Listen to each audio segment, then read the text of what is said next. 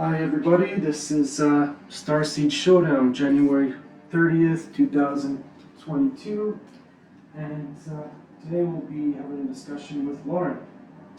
So, how's it going, Lauren? Hi everybody, this is Starseed Showdown, January 30th, 2022, and today we'll be having a discussion with Lauren. So, how's it going, Lauren? How's it going? How's it going, guys? How are y'all? Hey Lauren, good to see you. I'm excited for tonight's discussion. I think we'll probably get into some pretty wild stuff. Oh, in my true nature, I'm sure we will.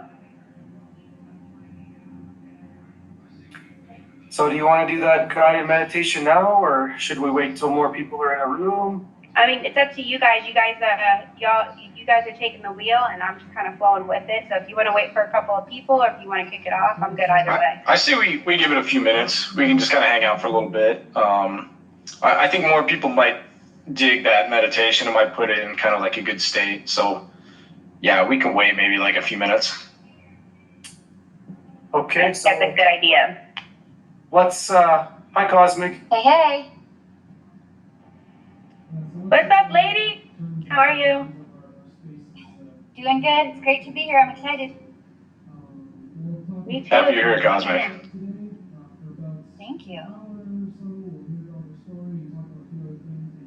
Yeah, so let's define the terms and conditions of our spaces right here and now before we start. So we'll talk to Lauren today for about an hour or so. We'll hear about her story and talk about a few other things, and maybe after that we'll start to invite people up and have some Q&A and just get into some interesting topics. Anything else I'm missing, Ron?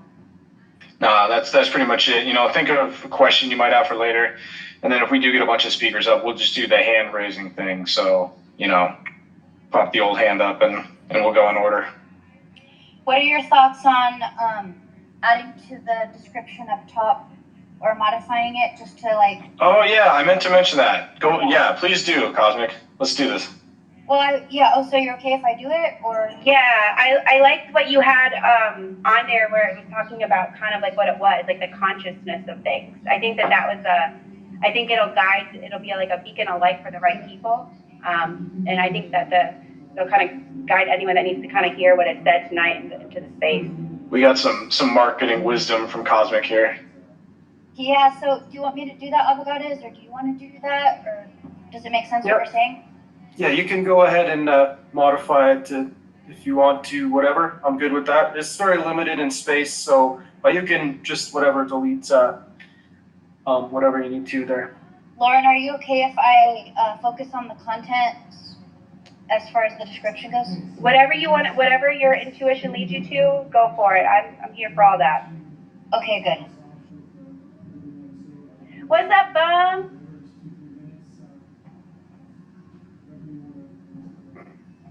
Okay, so you guys, let's get into the guided meditation now. Lauren, why don't you start us off with whatever you want to say. We'll do just 2-3 minutes of whatever you want us to know.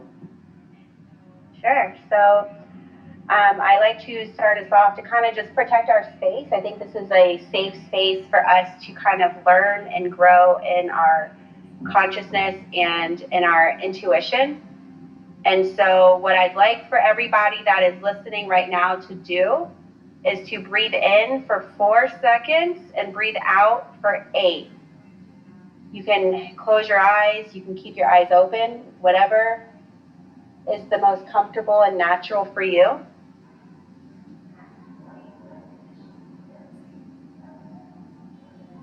I'm going to ask my guides, the angels and Holy Spirit, to surround this room with complete unconditional love and light. It's a safe space for us to grow and learn in our consciousness. And what I'd like for all of you to visualize is a path in front of you. You're walking through the woods, and there is wooden steps, kind of like a bridgeway, going through a forest. In the forest, the leaves have these beautiful luscious green to them, and it's absolutely gorgeous. And you come out of the forest to a field. In the field, you're going to see a great tree in the distance. I'd like for you to walk closer to the tree, and when you touch it, it lights up like gold. It almost looks like kind of like blood going through the veins, but it's the veins of the tree, and it's just bright gold light. And keep your breathing in for 4, out for 8. That is the tree of life, the tree of wisdom. And it comes with knowledge, answers, guidance. Tonight, you guys are going to hear a lot of my story and my past. And what I'd like for you to take away from it is unwavering faith of my own individual path.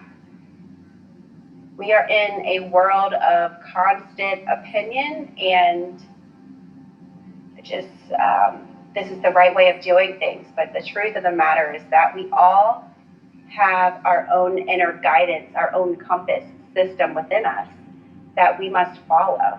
And when we follow these lines of outside word and outside paths, it kind of sends us in this wobble that isn't meant for us. So I challenge all of you to, at the very least, take that away, follow your path, and you know it's right for you because you feel it in your gut and your core.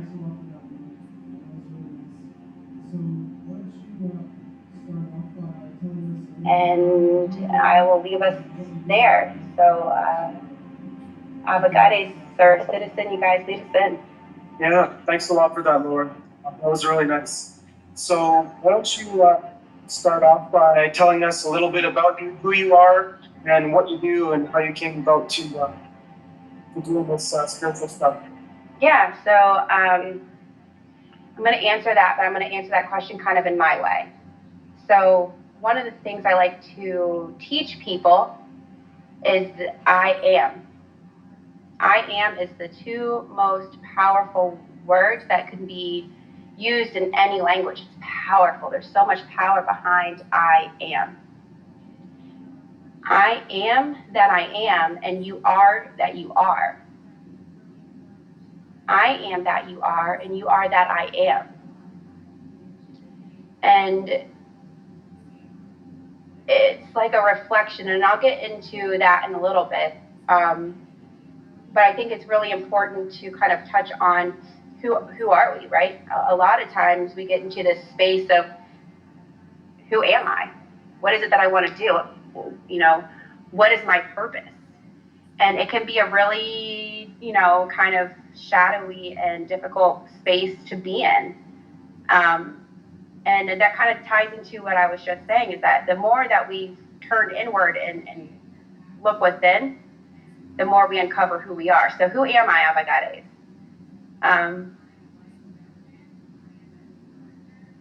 I am someone that has learned to take a step back and apply much value to the perception of the world around me.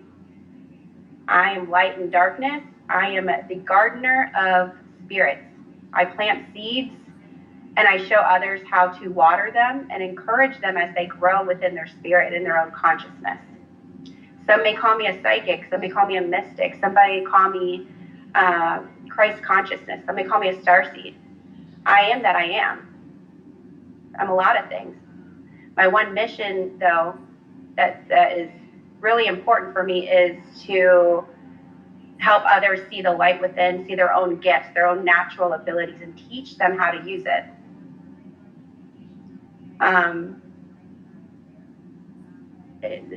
So as far as my day job, ironically, it's in communications, which is kind of unique. It's kind of funny.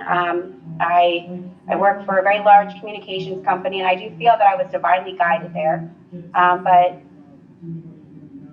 you know, my I guess my story is that where we're going right now? My story. Yeah. Cool. Like, where are you from? And how did you get to the point of doing what you're doing now? And when did you start having these sort of visions? Yeah, cool. So I'm from Virginia Beach. I was born in Japan, actually, a military child. And you know, Dad got stationed in Virginia Beach, and grew up there. Um, you know, I guess I'm going to kick my story off around just kind of like childhood a little bit. So growing up, I was kind of in the shadow of my brother. So I was always kind of feeling like I had to compete against him, never quite feeling good enough,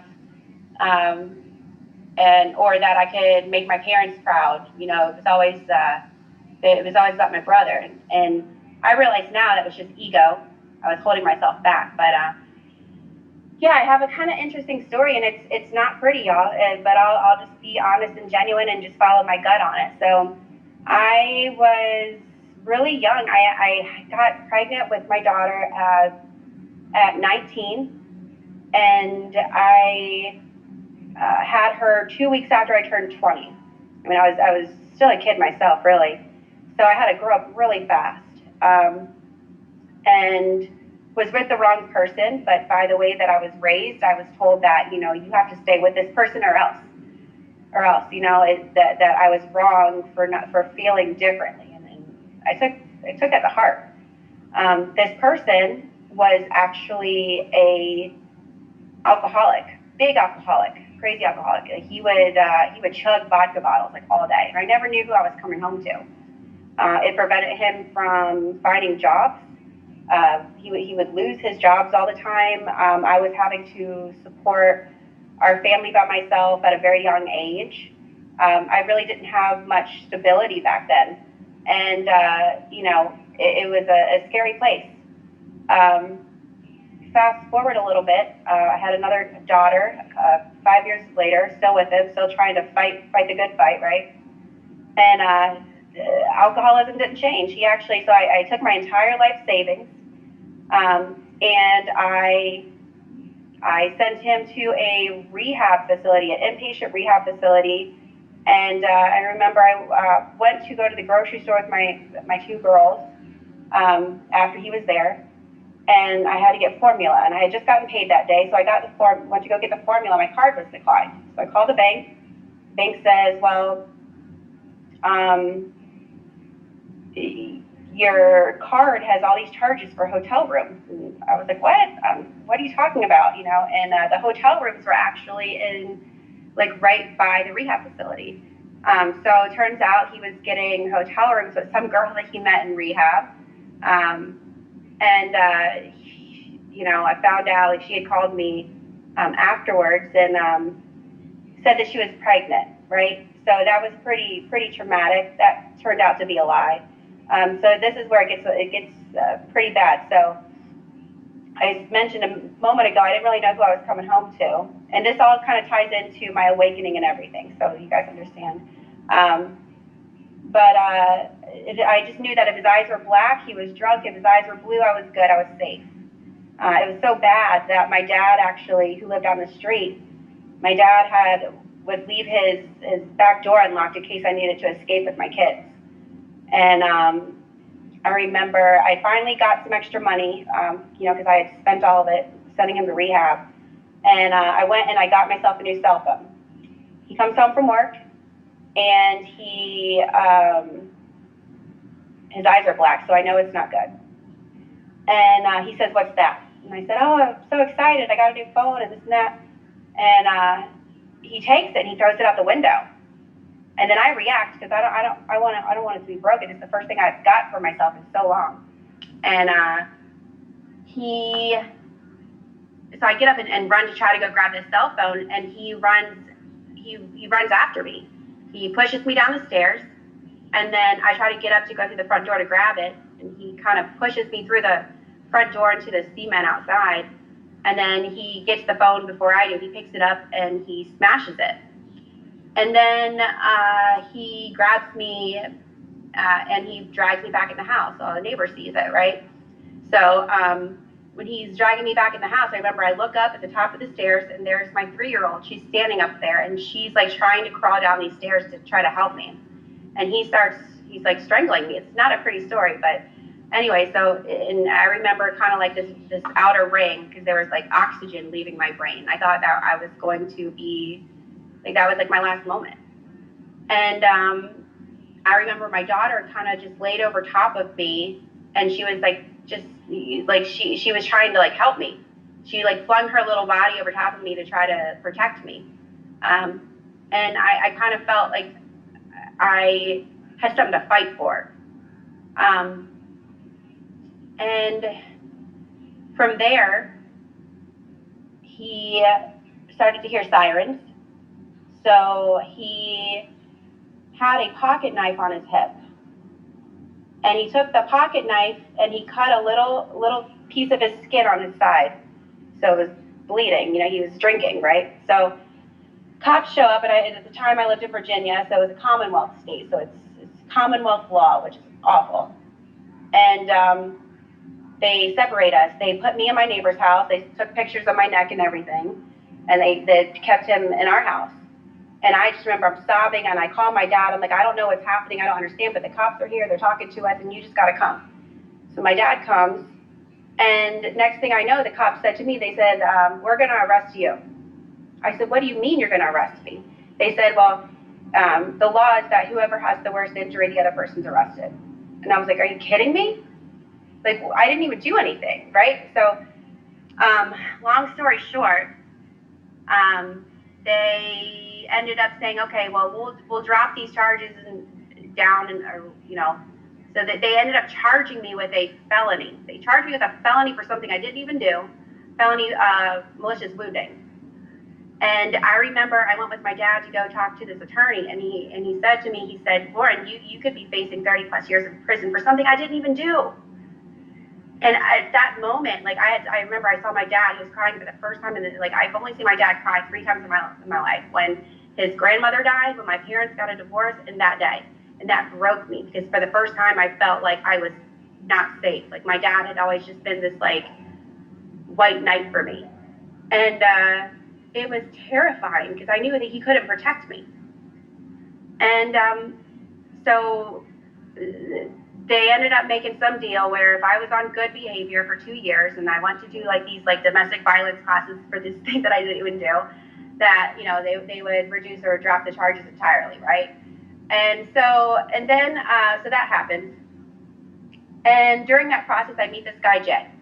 And Jay was like my best friend. He was my best friend. We worked together, we lived together, and he kind of was the one that showed me that there's light in the darkness, that there's hope. And he was like the only other man other than my father that I had ever trusted. And we were together for 7 years. And so then one of my bosses from Virginia reaches out, and she says, Lauren, I really want you to come work for me in South Carolina. And I said, but make me an offer I can't refuse, and I'll do it, right? And eventually she does. So she makes me this offer, and I tell him, I'm like, this is going to be a great opportunity for us, for our family, whatever. We need to just ride this wave. So the plan was for me to move first, and then he would follow me, as soon as he found a job. So that way we were kind of being smart about it. We were trying to follow our logical brain and take the best way possible. So about a month and a half in, I get this random message from some stranger, and she's like, Jay moved some girl into his apartment. I said, what are you talking about? I talk to him 5 times a day. There's no way. She shows me the picture, and it's him in this like temporary apartment that he has, right? And long story short, I'm trying to keep it short with these little pieces, but these are big parts of my life. He gaslighted me. He told me that I was wrong, and that I didn't know what I was talking about, and that it was just somebody trying to stir up stuff. So about a month after that, he finally moves. And but when he showed up with one box. I lived with this man for 7 years. We have all this stuff. We have a storage unit when getting ready to move to South Carolina, and I'm like, where's our stuff? He says to me, well, you had me so stressed out that I just grabbed whatever I could and left. And I'm like, that doesn't make any sense.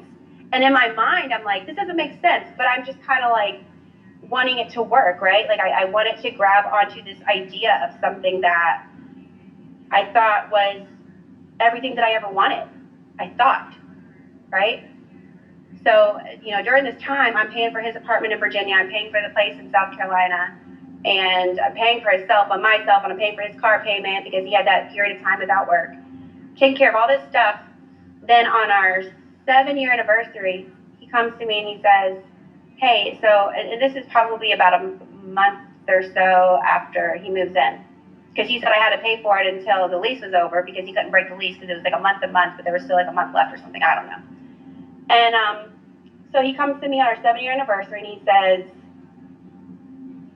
I think that we need some more time apart. I think that I had some time to kind of think when we were separate, and I think that this is going to be good, and it's going to be better for our relationship. It's going to be better for the girls. It's going to be better for our family.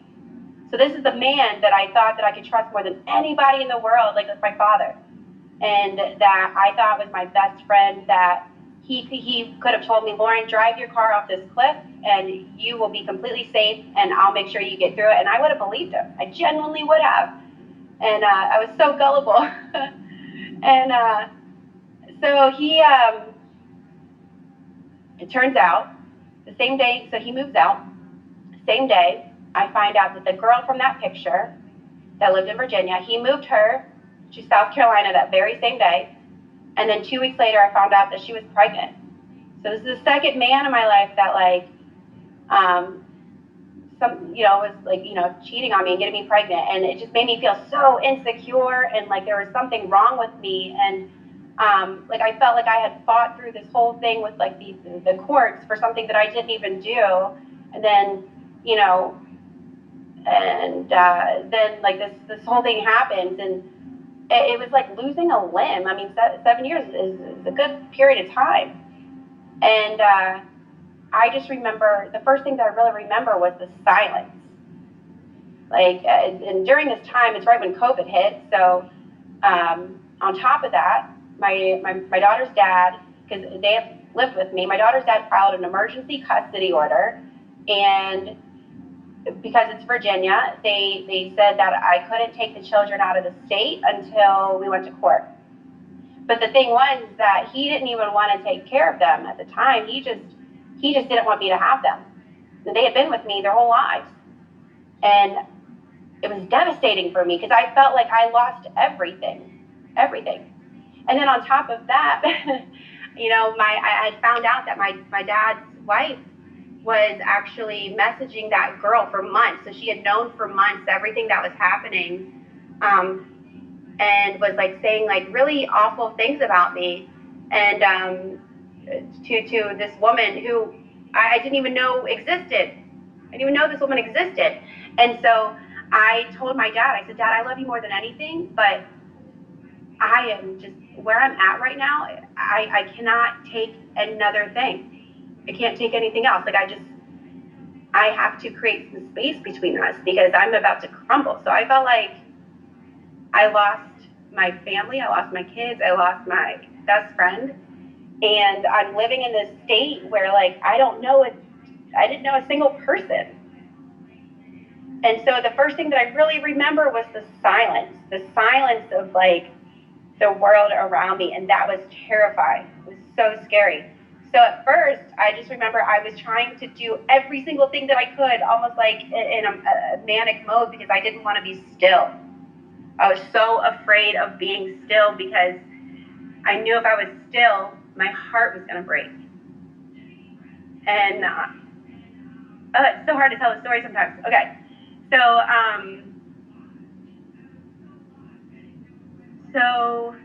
I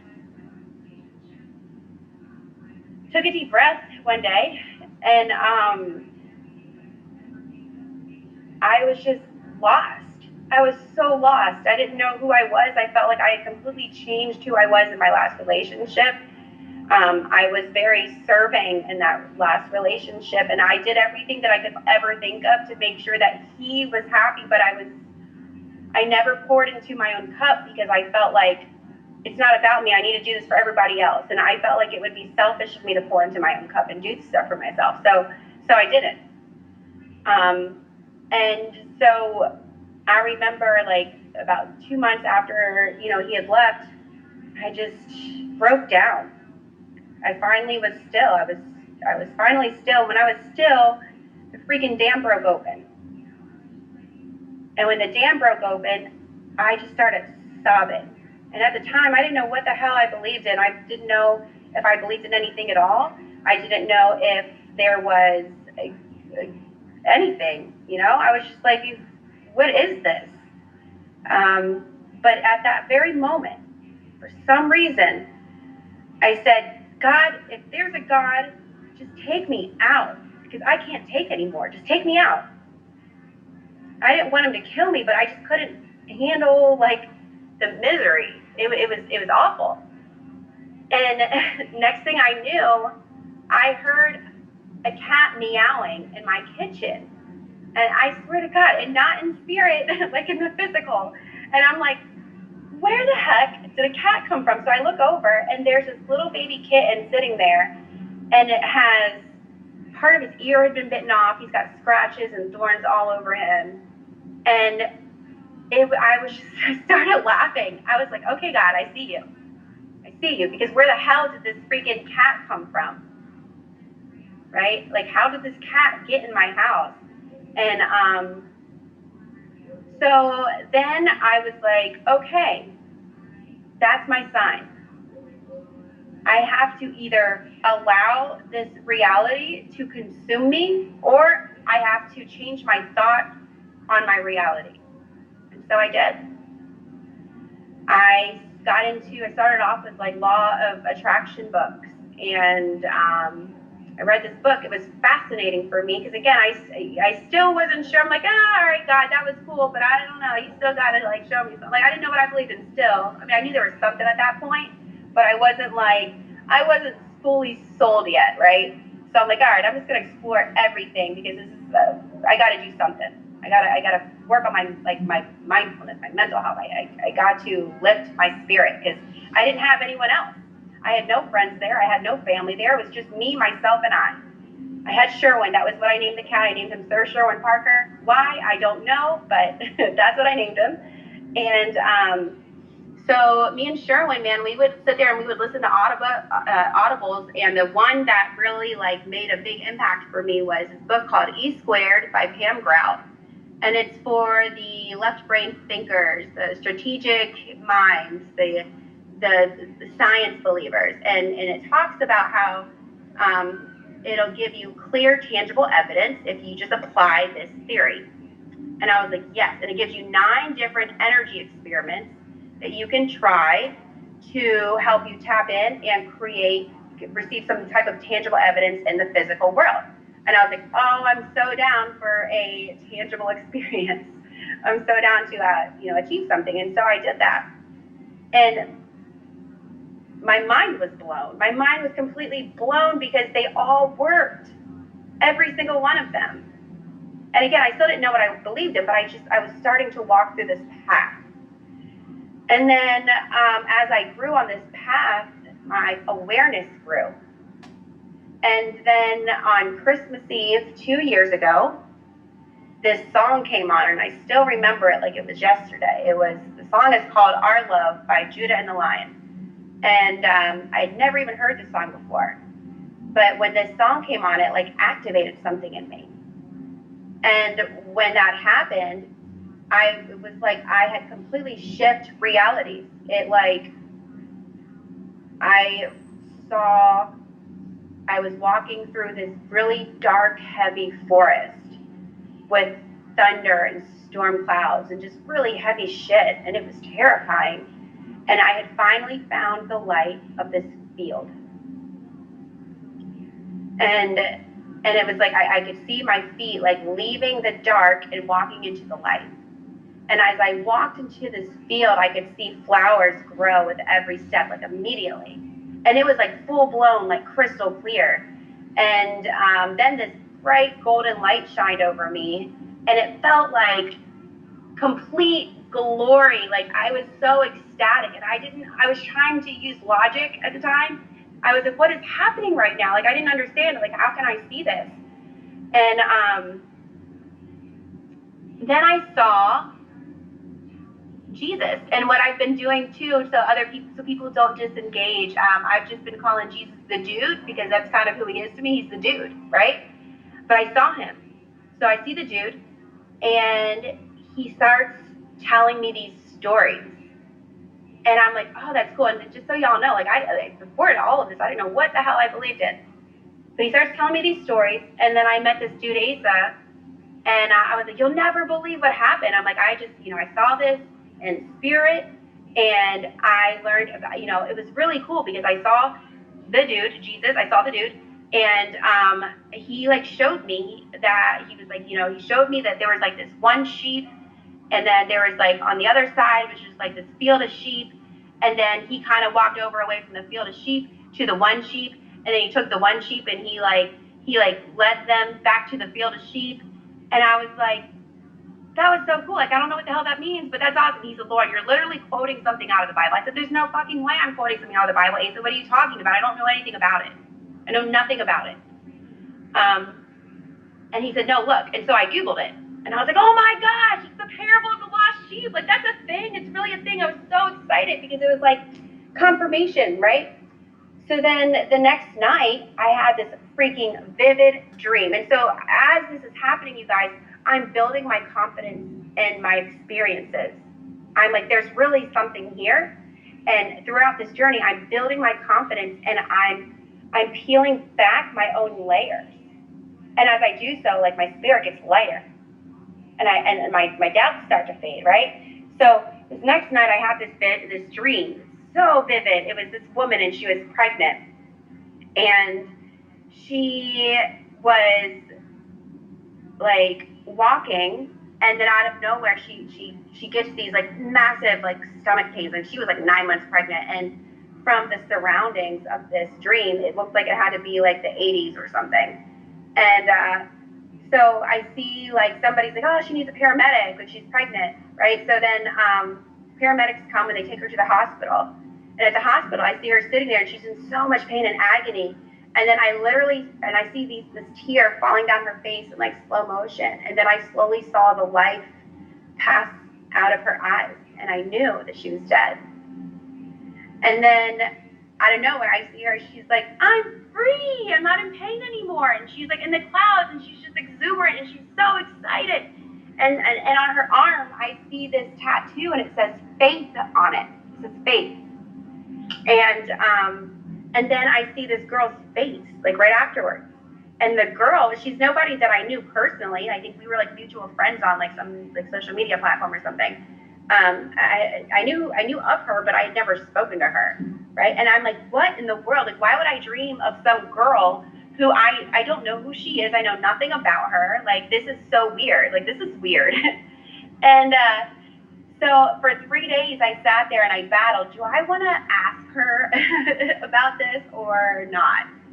And so finally, I just couldn't take it anymore because the dream was so vivid, and because of the things that had happened prior to that. So I was like, you know what? I'm going to release my fears entirely, and I'm just going to go for it.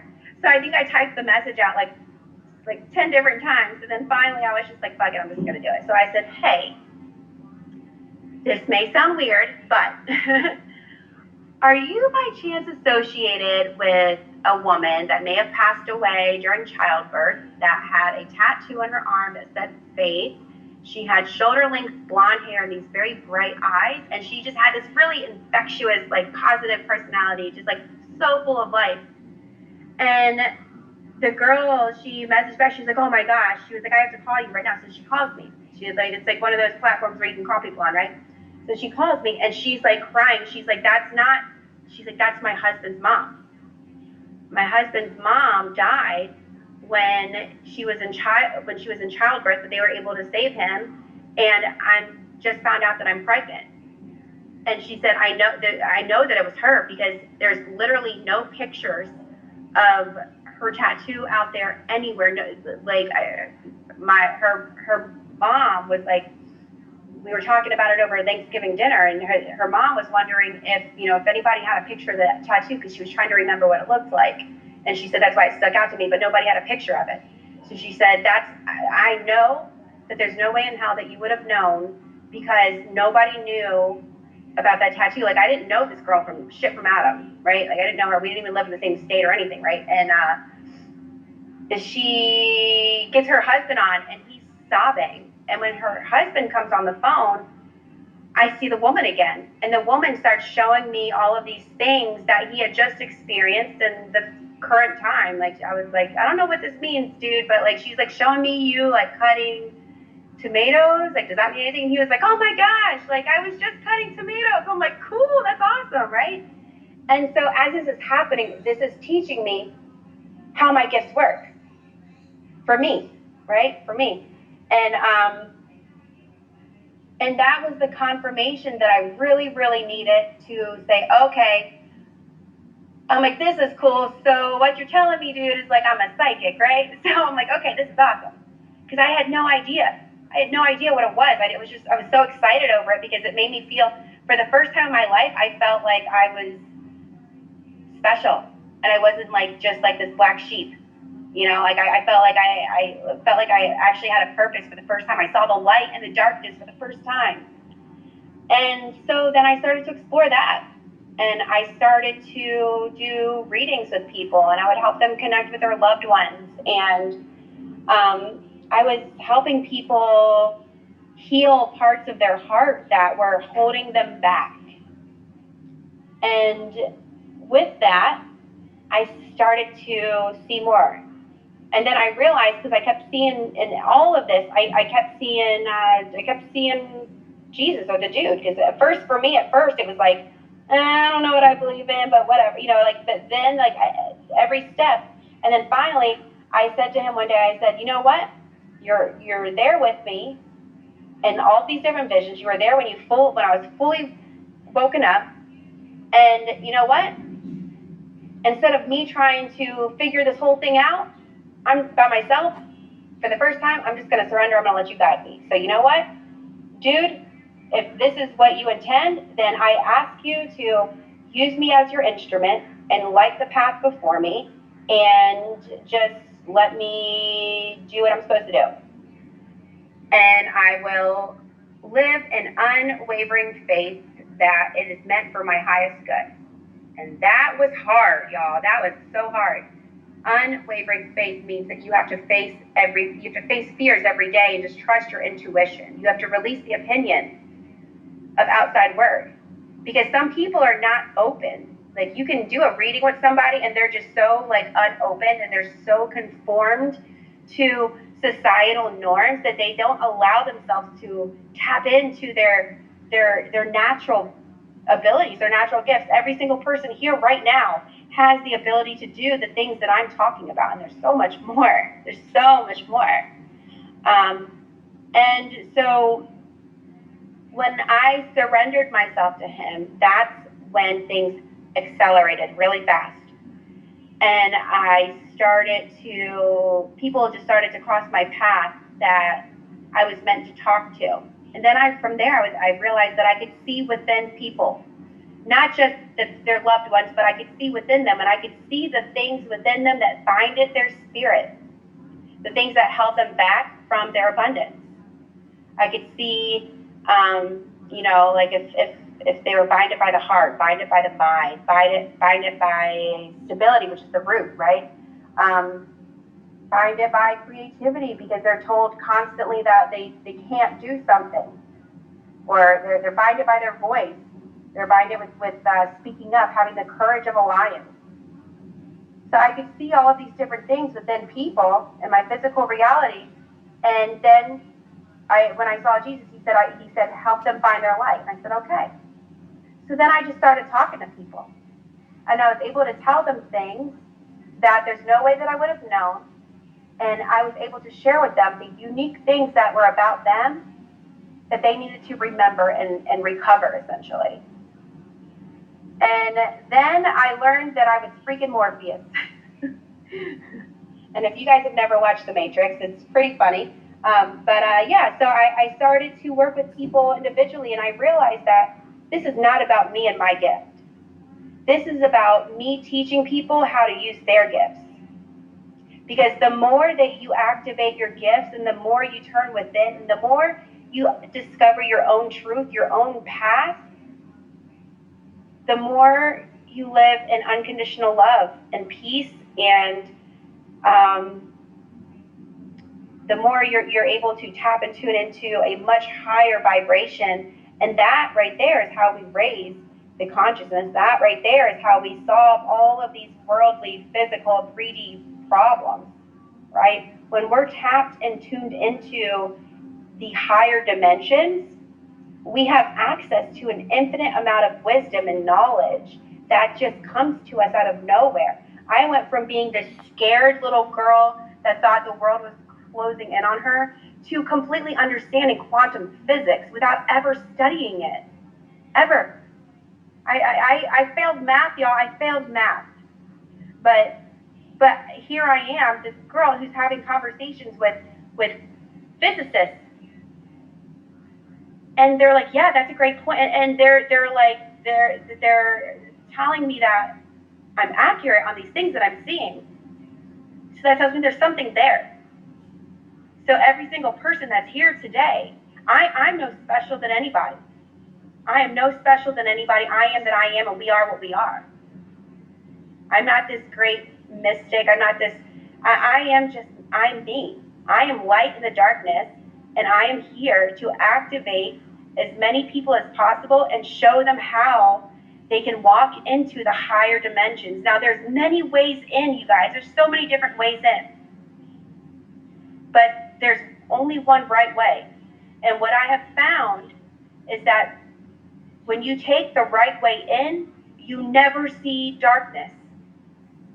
I have never seen dark aliens. I have never seen these dark demons and just things. I've seen, to me, demons are the things that bind a person's spirit. That is a demon. It's their own mental limitation in their mind, preventing them from accessing their infinite source, their light being, their higher self. That is a demon. That is an alien to me. I've never seen the darkness because I went through the right way. And what happens when you go that right way, you uncover keys that keep your mind sound. Because the truth of the matter is that we were never given a spirit of fear. We were given a spirit of power and love. But it's the world that has told us that we're supposed to fear things. It's the world that's told us that we're meant to fight. It's the world that has told us that we can't have these great things. But that's not true. And as we elevate and exit the stratosphere and we exit the world, the three-dimensional thoughts and opinions of every single person around us, we uncover that we are truly limitless beings. That we can truly create the reality that we want, and that we all have the ability to tap into higher dimensions in these incredible places. And it's really easy. The only thing that prevents us from accessing it is a subconscious belief system that we're attached to. Maybe it's our parents that told us that, you know, it's bad, right? Like there's so many Christians out there and that say, oh, you're dancing with the devil if you talk to a psychic, you know? Well, that's a subconscious fear. What is a psychic? It's the word, right? It's a subconscious attachment of negativity to a word. And also what I've learned throughout the journey is that sometimes we're still true to our one self. We still tell our truth. But sometimes we have to meet people where they're at. Because people can only meet you as far as they've grown. Right? And so you start to learn what words trigger people, right? So like to some people I could say Jesus and they're like, oh God, I'm out, I'm done, bye, right? Somebody else I could say source, higher self, star seeds. I could say aliens, I could say, like, there's so many different words. It's all the same thing. We are all one. We are all one. You think about, if you look at it from a religious aspect, you think about it from that perspective. There's Buddhist monks, there's Catholics who pray to the saints, there's diehard Christians, there's atheists, there's just spiritualists, right? There's so many different types of paths out there that were started off by one person that found a path that worked for them. What I'm asking you to do is not follow somebody else's path. Find the path within. Follow the spiral. You're not meant to go out like a linear line and follow this path that somebody else took. You're meant to walk the path within. And as you follow the spiral inwards, you uncover your truth, you uncover yourself, and you unlock your gifts and your abilities. And then when you get to the center, your core, the core of the earth, you finally find out who you are and why you're here, why we're all here. You find out truth, you find out wisdom, and you find an immense amount of unconditional love and peace. And you realize that everything that you've ever done, every action that you've ever taken, was a reflection of your own fear, your own thought, or a lack of action, right? Like maybe we don't do something because we are afraid to do it, or we play the what if game in our head. What if this happens? What if that happens? Or whatever. Fear is what binds us, and it's what prevents us from living the life of our abundance. Because if you think about it, let's say you get a promotion for this job that you've wanted, that you've worked so hard for, and you're over the moon about it. You're so excited, and you're so proud of yourself, and you're so confident, and you can't stop smiling because you're like, yes, things are finally different. I'm finally making it. And that right there, that sense of consciousness, that frequency, that attachment to that frequency, that is where we're meant to be. We're not meant to be in these plummets and these dips and this saddening. When you are in that state of higher, like elevation, and you're just complete, it's like glory. That frequency is what allows us to take a different type of action, right? When you act, you expand. So in that state of expansion, maybe you're calling your mom, your grandmother, whoever. Maybe you're going to the store, you're buying new clothes because you want to look all dapper at your new job, and maybe you start to read other books because you want to make sure that like you're like the best, right? Because you've been successful before because you followed this one way and you want to be successful again. So you adapt and you change, and you're in a state of expansion. Now let's say instead, let's use an alternate theory, same scenario. Let's say instead that you get fired from a job, right? As opposed to that, what happens? You recluse in, you doubt yourself, you feel like you're not good enough, you attach lower frequencies to your reality, and it prevents you from taking action. But the truth of the matter is that when we have these tower moments, is what I call them, because these towers collapse. When we have these tower moments, they're simply there because we haven't allowed ourselves to live the life that we're meant to live. And so I call them divine intervention. Because when the towers collapse, the truth arises. And we uncover things and we assess a little bit, right? It collapses and it propels us into a completely different direction, taking us out of this infinite loop that we're in into a different loop that's meant to be on the right path. And that it's simply that, you guys. Our thoughts are waymakers. Our thoughts create our reality. Every single thing that I want every single one of you, look around the room that you're in right now. Everything that you're looking at in that room, in your physical third dimensional space, started as a thought with one person.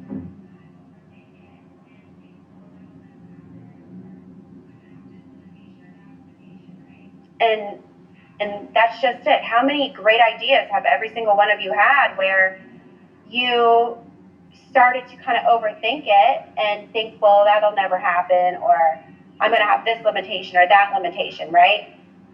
How many thoughts? Or one person says, oh no, that's a shitty idea. That'll never happen. Whatever. And what do? You recluse. Don't fucking recluse. It's a great idea. If it feels like gold, go after it. If it feels like gold, go. And don't stop. Don't look back. Who gives a fuck what Johnny or Sue or whoever says or has to say about it? They're limited in their own mind. They're limited and they're projecting out their own fear towards their reality. So they don't believe that it's going to work because in their mind, they're limiting themselves back. And so they're correct. It wouldn't work for them because they are not you. But for you, it feels like gold. And it doesn't mean that it's easy. It's not always going to be easy, but your intuition, your higher self, you're always going to be guided. You're going to feel it in your gut. That's how we break chains. That's how we pave the path. It's not divisiveness, it's inclusion. It's turning within its inclusion, and it's being vulnerable and allowing yourself to speak your truth with grace and a sense of love. When you look at every person and everything with a sense of unconditional love, you can't go wrong. It doesn't mean that things won't go wrong. They will, because it's going to propel you to your better path, right? But what I mean by that is intention. Every single one of us has probably done something at some point with a positive intention, but it didn't go out as planned, or somebody took it the wrong way, whatever. That just means the message wasn't meant for them. It doesn't mean it wasn't meant for you. It wasn't meant for them. As long as your heart is with positive intention, then you can't go wrong. Why? Because you don't harbor the guilt that binds your spirit. You don't harbor the guilt that binds your spirit. You see, we all grow up in this world where we're constantly binded by people and thoughts and things and whatever. And so we start to make that our belief, our subconscious belief system. Or our parents had a negative association to one word, so now we're going to have a negative association to one word. It's not real. And as you turn inward and ascend, you'll start to realize any type of fear out there is a subconscious belief. They've lost their power. Every single one of you is powerful. Don't give your power away. Your power is within. You've always had it inside of you. It's always been there. But you forgot it along the way somehow. But that's why I'm here. I'm here to tell you that you're powerful, that you can truly do anything, that you can tap into higher dimensions. You have psychic abilities, that there are higher beings here guiding us for our greatest good, to unite mankind so that these dark systems that are binding us are shut down and the world can continue the way that it was always meant to be. I believe that every cell in my body. And that's what led me to Twitter. I hadn't been in Twitter in years. For some reason, 2 weeks ago, I signed back up for Twitter. And here I am, sowing seeds. I just followed my gut, and it led me to every single one of you here tonight for this divine moment to remind you of your power, to remind you of your light, to remind you that you are truly capable of everything that has always felt like gold. Don't allow somebody else's lower consciousness, lower energy to prevent you from exploring what has always been meant for you. Keep going. And that was a really long answer, Abagatis. I'm really sorry, but it was on my spirit. I had to get it out. So. No, that's really good, and I appreciate you riffing like that, because that's the kind of stuff we want to hear and get into, deep truths like that. So well done. I did want you to touch a little bit more on your gift, specifically what it is and how it works. Like you mentioned to me, you have visions that are kind of like slides. So could you explain how that works and like how you are helping others to find their own light? I can't explain it, but I think it's going to be easier actually and make more sense if somebody that's in the room today that has had an experience with me I invite you to unleash and unbind your throat chakra, your voice, and be vulnerable and come forward and speak about an experience that you've had with me in the past 2 weeks.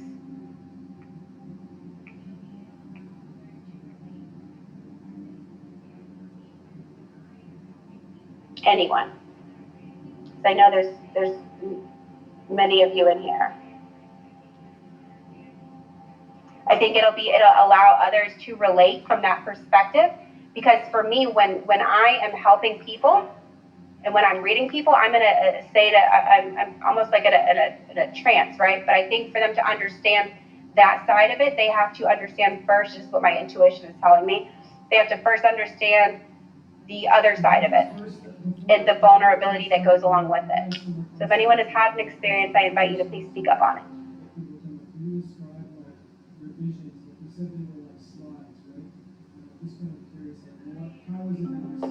Could you just first, before we start, we're getting some requests for people to come up here, but before we start to get people to come up, can you describe like your visions? Like you said, they were like slides, right?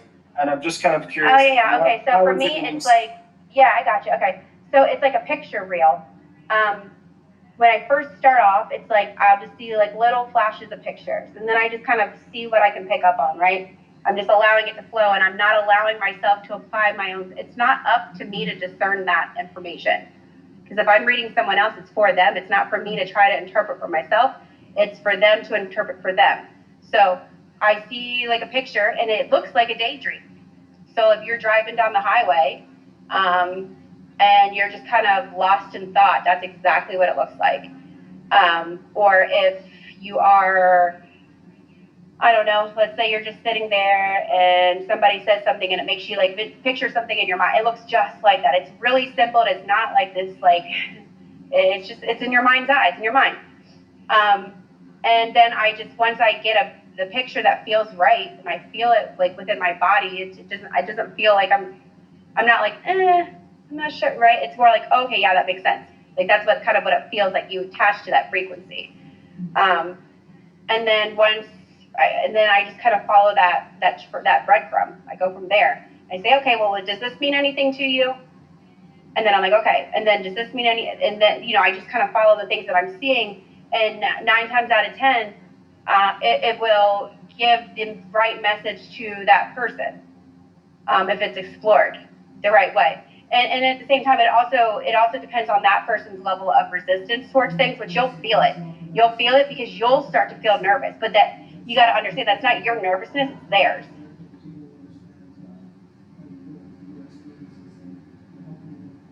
Is that what you were looking for, Abagades?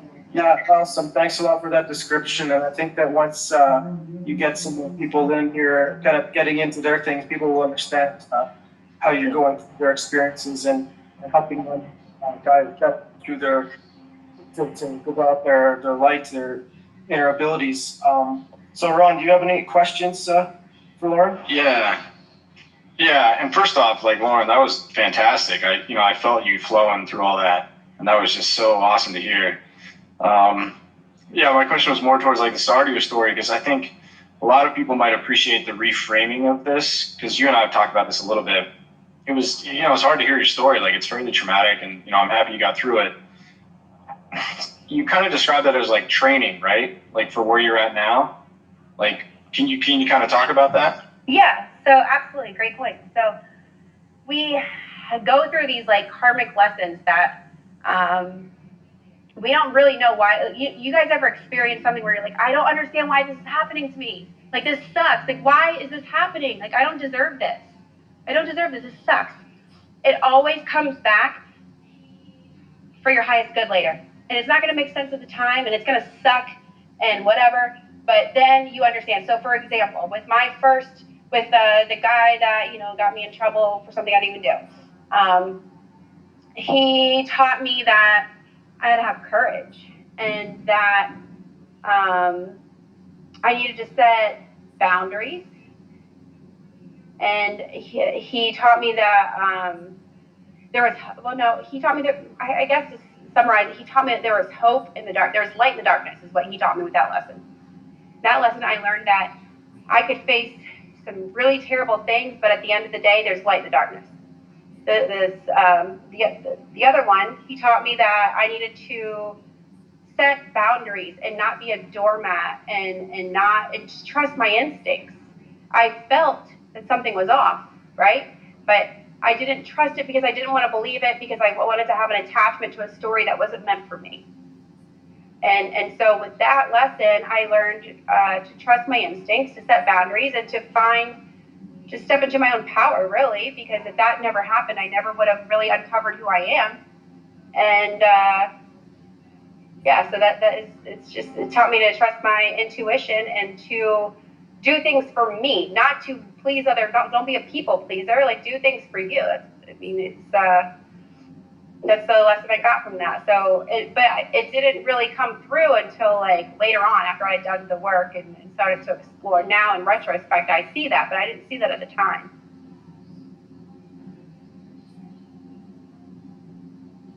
Yeah, that totally makes sense.